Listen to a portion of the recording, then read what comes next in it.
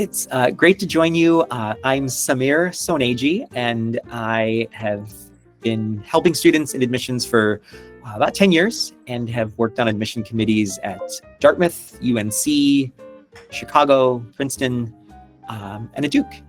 And every year is different. Every year is exciting. Students have these amazing stories. And so it really is a lot of fun to be on the reading end of applications. So our first question of the day is pretty much the most pressing question of this week, which is, what are some common mistakes that students make before early decision or early action? I'm seeing this a lot when I work with students. You really want to present your best portfolio, best application. So that real attention to detail, punctuation, spelling, making sure all the information is correct, making sure that your intended major really is your intended major, making sure everything is as perfect as it can be. And so even though a deadline might be November 1st, make it October 30th. That way you have that buffer to really check and verify everything, and then have a trusted friend or a parent or a teacher be a second set of eyes. Another follow-up question to that is, when it comes to school choice, is it more important for a student to look at rankings and their own test scores, etc., average, like what quartile they're in, etc., to get in? Or is it more important to look at the fit with the school as well as the student's genuine desire to go there? I would say the latter. There are so many high-quality programs and high-quality schools, and the top 10 for any ranking, there can only be 10 schools. Maybe there's a few more if there's some ties. I encourage students to think, and parents to think, where students will be happy, where they'll thrive, where they'll grow academically and challenge themselves as a scholar, meet people that they wouldn't necessarily have met before, be introduced to ideas that blow their mind and challenge their assumptions that maybe at these top-ranked schools, it may not necessarily be. There are so many good options. And so instead of where's my EA or ED ranked on some list that somebody else gave, where's that personal list of where would I be most happy? Where would I thrive? And that's your ranking. I think what we see is often the inverse issue these days, which is not aiming high due to fear of failure. So let's say a student might want to attend Brown, but they feel like their ECs aren't good enough, or maybe their test scores aren't up to par. So they decide to ED like a top 20 school instead, or maybe even a public school, just because they're worried that they won't get in the end. What would your thoughts be on that? Yeah, it's definitely a valid concern. And I talked to a lot of parents about this idea of really utilizing that one and only ED for a school that is in range. And so if a student is star student, for whatever reason, has a streak of not the best grades, utilize that ED strategically. And so if you're EDing to a school that is a real shot in the dark, just objectively doesn't seem like necessarily the best and most likely outcome, then use that ED more strategically for a school that you are in range for, and that extra bump could be the real additional support, that extra help, that extra bump that would get you from the maybe pile to the yes pile. That makes a lot of sense too. I guess my final question on school choice would be, when students are choosing their early decision schools or early action schools, there's like a list. It's like USC, NYU, UMich, and Purdue this year for some reason. And they always apply to these schools EA. And I was wondering if schools notice that, basically know the student isn't going to attend if they get in somewhere else. Like, is this something that schools are aware of? Is this a common trend outside of the Korean market? I think so. To go back to your first question, that application has to be high quality, no issues with punctuation and grammar and spelling and formatting. And the more important quality check is that application has to be authentic to that school. And so, Purdue's an amazing STEM school.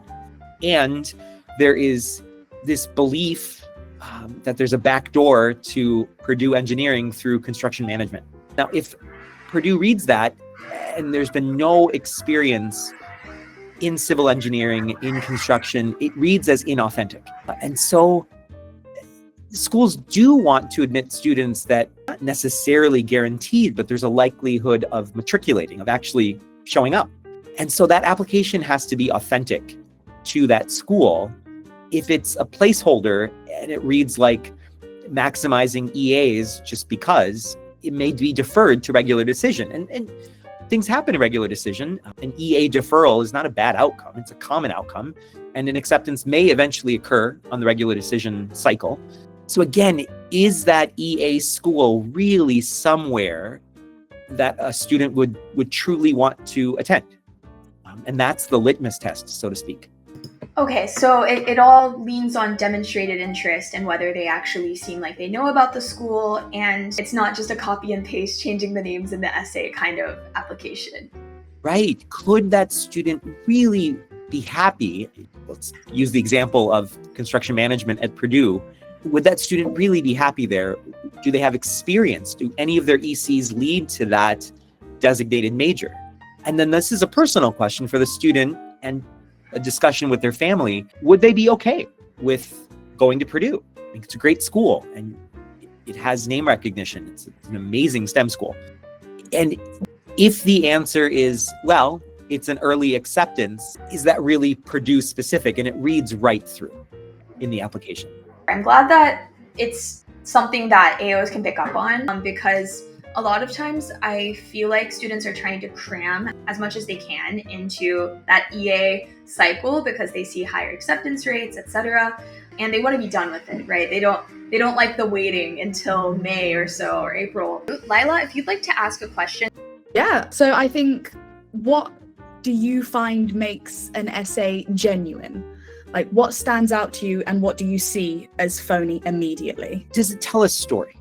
And is that story told in the student's voice? I know such a radar doesn't exist, but I like to think that I have a reasonably good sense of what a really bright 17-year-old can write at what level. And if it reads like mom or dad wrote the essay, it will read like, a 40-year-old wrote the essay, or however old mom and dad are. If the experience isn't well introduced, if it seemed sort of superficial, that reads inauthentic. There's no formula to a standout essay, which is both part of the challenge of a great essay, and once you get over that hurdle, it's really the joy. Nobody can tell your story better than you. And it's that exercise of knowing what's important to you, what you took away from this event. It might be funny, it might be sad, it might be sort of commonplace, but it's important to you. And that's what comes out. And it has a beginning, a middle, and an end. It has a trajectory, it has a path, it has a point. It doesn't read like a resume, it reads like a story. That's a great essay. That's fun to read. That's the sort of essay where I would text another AO and say, you're assigned to this region. Did you read this yet? Whoa, this is great. Love that. I really like that. You briefly mentioned having a radar, which actually leads on to one of our other questions. So obviously AI is incredibly prevalent in today. It's completely unavoidable. Is there a way that AOs can tell if something's AI? And what are the key factors that point out that it might be AI? Instead of the essay being 650 words, suppose the essay is a painting, or suppose the essay is a song, and the student who's writing it is the painter, the artist, or the composer. If it seems like this current generation of AI, as sophisticated as it is, uses the same brushstrokes over and again. It uses the same major chord, and it uses quarter notes. Whatever metaphor it is, lists of three. It will be very singy. It will have this sort of ebb and flow that doesn't break. It doesn't read like a person wrote it, because it's not. And is there a way to use some incredibly innovative large language model that is trained on the best essays from Caltech and MIT and Stanford and all these places? Probably, sure. And would I necessarily be able to pick that up? Is my radar perfect? No, of course not. And so maybe this is part of the answer. To write an essay, you need three things. You need a pen or paper, pencil. You need paper, and you need you. That's it. No computer. And so there's no opportunity to use AI. There's no opportunity to use anything except your words, your thoughts. Now, eventually you have to type the essay onto a computer, but the benefit of writing on paper is that theoretically you can write it in whatever language you think it. All you're doing is typing. But the ideas, the framing, the picture, that's all from your brain through a pen, in this case, onto paper. And so there's no chance to use AI. I would say AI is a pretty good spell check, but a better spell check is a parent, a friend, a teacher. AI is a pretty good grammar check, but a better grammar check is a parent, friend, teacher, and yourself. And boy, does AI make mistakes. AI could misspell Columbia University as Columbia, the country. And everybody at Columbia University knows how Columbia is spelled. Actually, I'm sure this irritates you to no end when people say John Hopkins or John Hopkins. It doesn't know that nuance. And people at University of Michigan refer to University of Michigan as the University of Michigan. And so it doesn't have all of these nuances because it's not a person. Not to be a technophobe, I would just say stay away from AI, and there isn't as much variability as regular human writing. That makes so much sense. But another thing that AI does not work for is school research. A lot of students will try to fast track their way through going through the department and looking at who the faculty is, looking for clubs, etc., and just type it into ChatGPT or Claude. And this season, I've gotten so many clubs that don't exist. I've gotten professors who are either in the graduate school or perhaps a different campus, or who just don't teach what they are purported to have taught. And so I agree with you. I also think with the handwriting, that was something we talked about recently in a blog we were working on.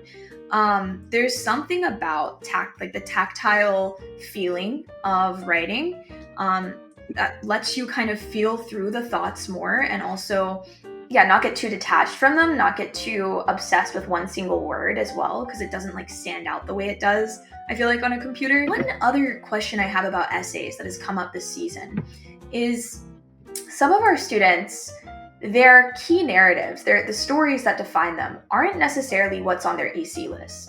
They might have a really standout EC, maybe a big fundraising campaign, or maybe a film that they produced. A lot of students feel like because they invested the time and money into this, they have to write about it, even if there's not much of a story behind it. Do you think if something is on your activity list and it's not written about in the application, that is a bad thing? Or if it doesn't make sense to the narrative that they're telling, is there a need to force that in?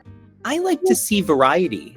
If, for example, let's think of an extreme, a student is interested in physics and writes their essay about these questions that they ponder about physics, and none of their activities are STEM related.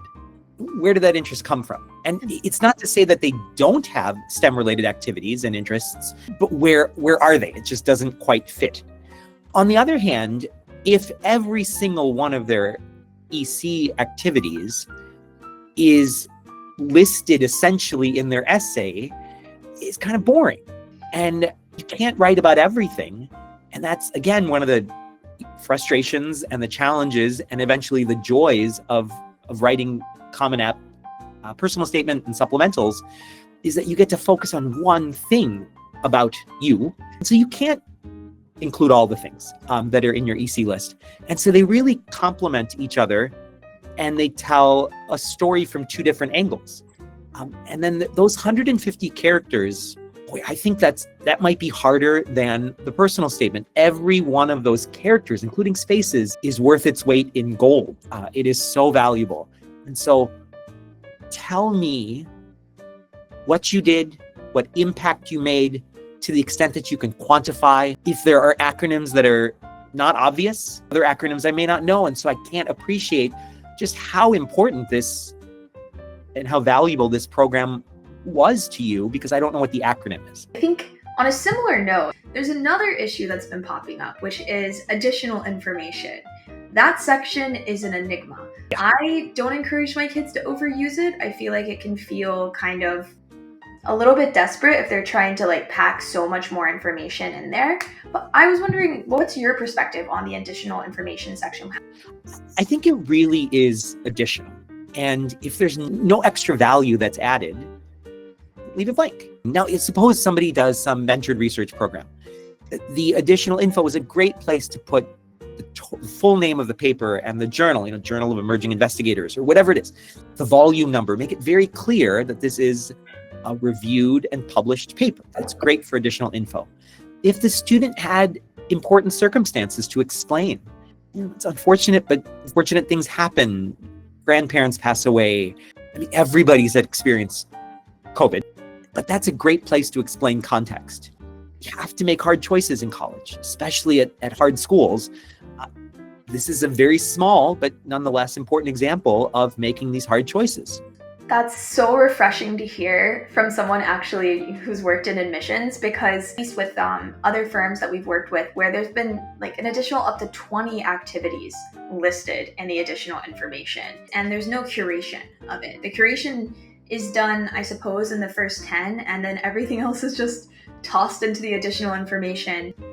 I love that idea and that process of curation. You have all of these amazing exhibits, and there are 10 spots in this exhibit at this museum, which is you. And it's really hard to pick 10, but there are only 10 spots.